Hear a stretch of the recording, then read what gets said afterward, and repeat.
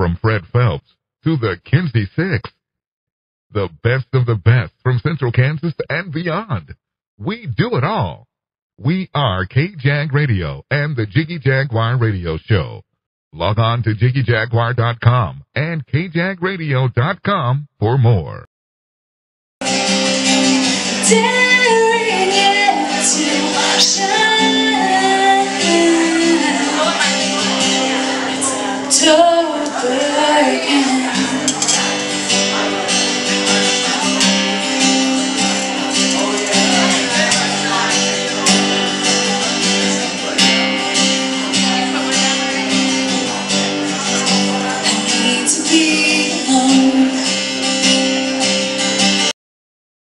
Go ahead.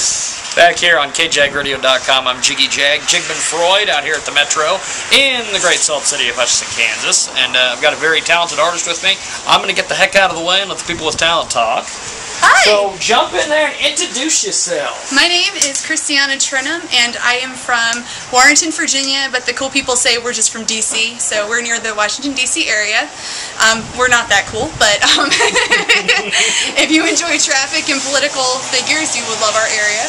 But I've been singing and playing music since I was very, very young, and recently started writing, and absolutely love it. It's my passion, and it's absolutely awesome coming out here to play for everyone here in Hutchinson and the surrounding area. So yeah. Now tell me a little bit about your music. How did you get started doing the music thing?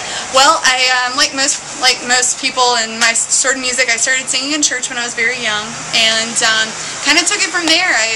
My family is fairly musical, and basically just started singing more, and got to the point where I wanted to start writing because I felt like I had something also to say, and just took off from there.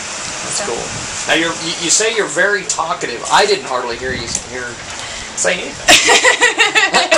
Yeah, about that. Yeah, I tend to be social, and I like giving my backstories, and I felt like this was a good environment to kind of pull back just a little bit so you all could actually hear my music and go from there. Now, tell us about some of the interesting tunes up there that you have. Give me a little backstory on some. Okay. I think my favorite one that I'm playing right now is, I want to say October and Trainwreck. I feel like those two are two of my favorite songs. October because it's my favorite month, and I've always had a lot of things that have changed in that month for some reason, and I felt like that was a good... That's my fans right there. Yeah, they think I'm really cool. They're rolling up. You're in the concert zone. I know. You're right.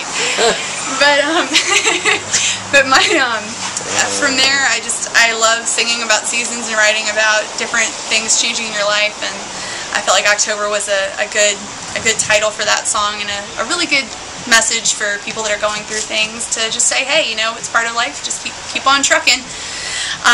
Trainwreck is my other song, and that's actually one of my newer ones that is on my new album that's going to be coming out, and also it will be online very shortly. But Trainwreck is, basically I wrote it about, watching a friend go through something and making decisions that weren't necessarily for the best, we'll say, and I ended up writing the song about just a couple of situations that were happening to me and to some others around me, and Trainwreck basically just was a culmination of, I don't know what else to do except I can't give my opinion any further, but I gotta just sit back and, learn the hard way. And it's about learning the hard way and watching yourself and being careful, but not being that person that is judgmental and preachy and everything. So those are my two favorite songs that I'm playing right now.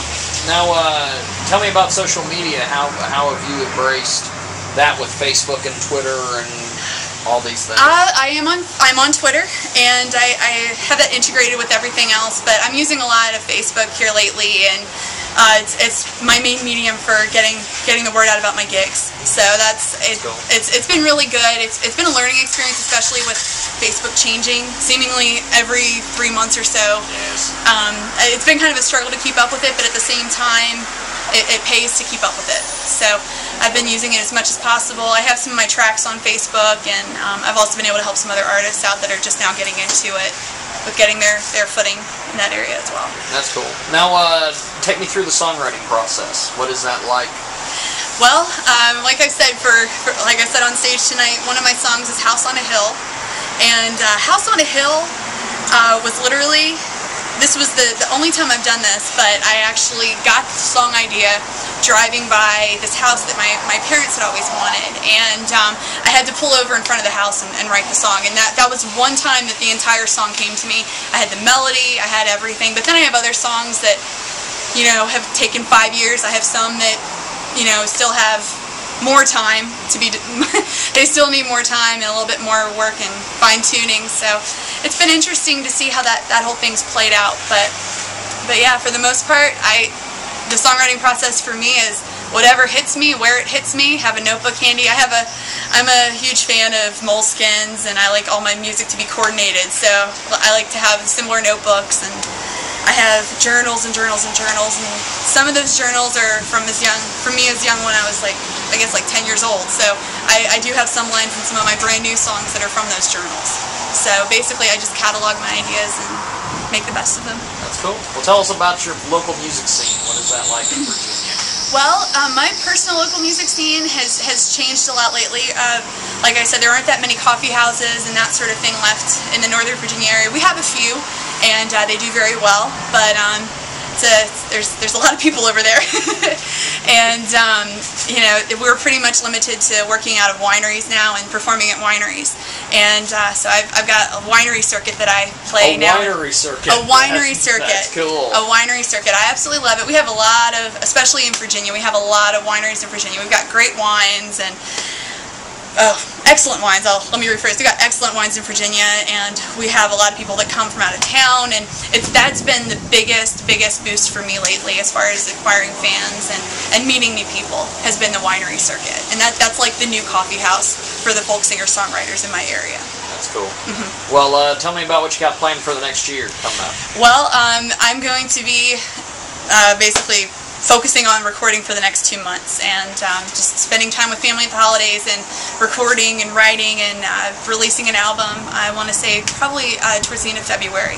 So that's going to be my main focus, and I'm going to jump right back into the winery circuit and all of that starting in April. And I'm hoping to have a few gigs out this direction and other parts of the Midwest, probably over the summer. So that's what we're shooting for. That's cool. Mm-hmm. And final question. I appreciate you doing this, by the way. Oh, no problem. No problem. Tell me about the website.